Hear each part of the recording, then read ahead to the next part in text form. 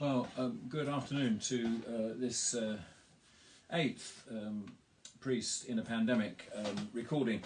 Sorry we're a little later than we should be, but we've had real problems with recording this week. Yesterday, I think yesterday my phone dropped and smashed on the floor. We've now got another way of recording, and hopefully by the weekend we'll have a bit more substantial bit of kit that we can use to ensure that we can carry on recording as we go forward from here.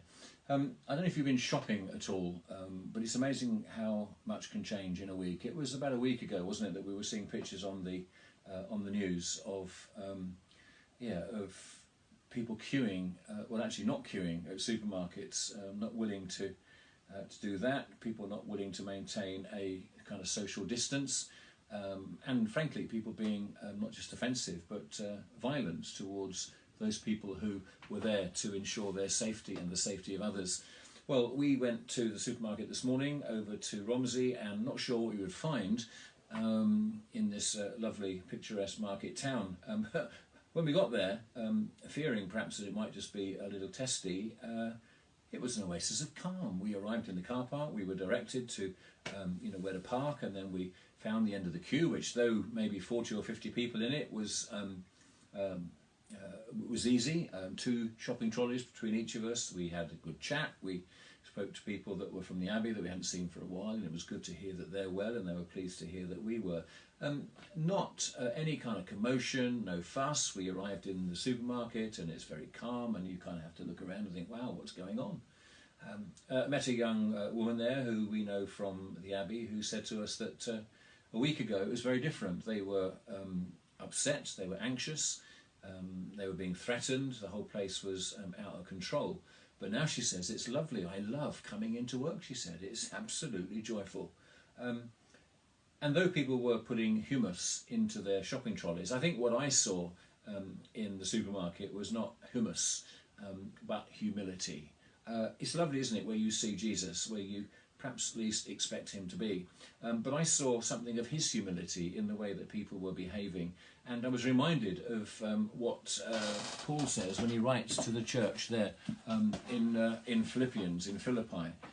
He says to them, listen guys, you've got to get to grips with the humility of Christ. You've got to look at that, think about it, and ask yourselves, am I showing in my life the same humility that Christ showed in his? What does that mean? He says it means this: do nothing from selfish ambition or from a cheap desire to boast, but be humble towards one another, always considering others better than yourselves, and look out for one another's interests, not just your own. And your attitude, he says, should be the attitude that Jesus Christ himself had. And he goes on to explain just what that attitude looked like. He said that Christ had always been equal with God, and he considered that equality with God something not to grasp. But of his own free will, he made himself lower than angels, took on the form of a servant, and appeared in human likeness. And then Paul says he was humble and walked the path of obedience all the way to death, even his death on the cross. He was humble and walked the path of obedience. You know, I was reflecting on that as we were walking around the car park this morning, thinking this is what that looks like. People are humble, they're not resisting, they're walking the path of obedience, they're doing what they're told, they're doing what's good for them and what's good for the other. And here is Christ coming into the world. His humility is that he was willing to put what he knew for himself to be true and precious to one side, to give up all that he had and take up the form or the nature of a servant. Isn't that what we have to do, what we have to be? We have to recover that sense of servanthood, preferring the needs of others over than our own. And as Christ's own humility worked redemption for us, so it seems to me that our humility, our willingness to be humble and to walk the path of obedience will result in a different kind of redemption as we as community are healed and brought back together, possibly better for this experience because of our humility. In 1986, Graham Kendrick wrote a hymn, Meekness and Majesty, in which he brings together what for some are two realities difficult to reconcile. The fact that Christ was both fully God and fully man at the same time. He explains what that means in his hymn beautifully, and he explains it in this way: Father's pure radiance, perfect in innocence, yet learns obedience to death on the cross, suffering to give us life, conquering through sacrifice, and as they crucify, praise, Father, forgive. And I think we have to remember that we also have to display that we are both human and spiritual at the same time. And what we're seeing, I think, at the moment is that the church is learning almost to be human again, to be humble, even to pour ourselves out, suffering to give life to others.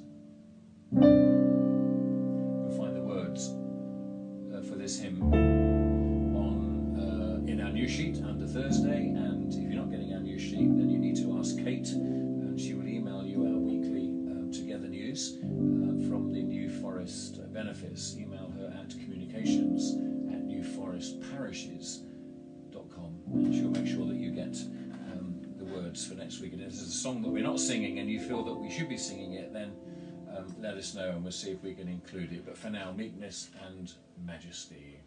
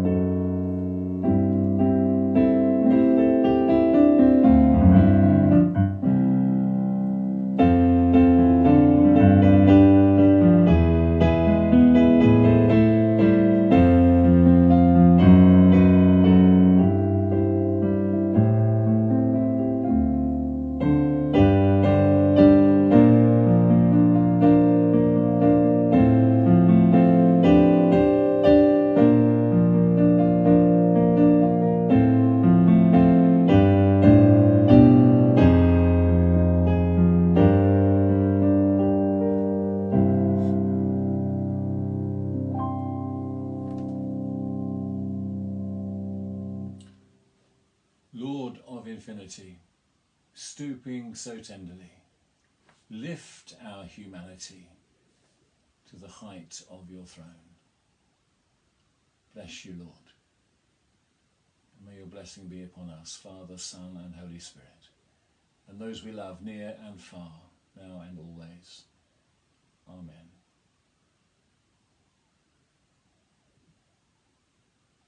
I'll see you tomorrow, early. Bye now.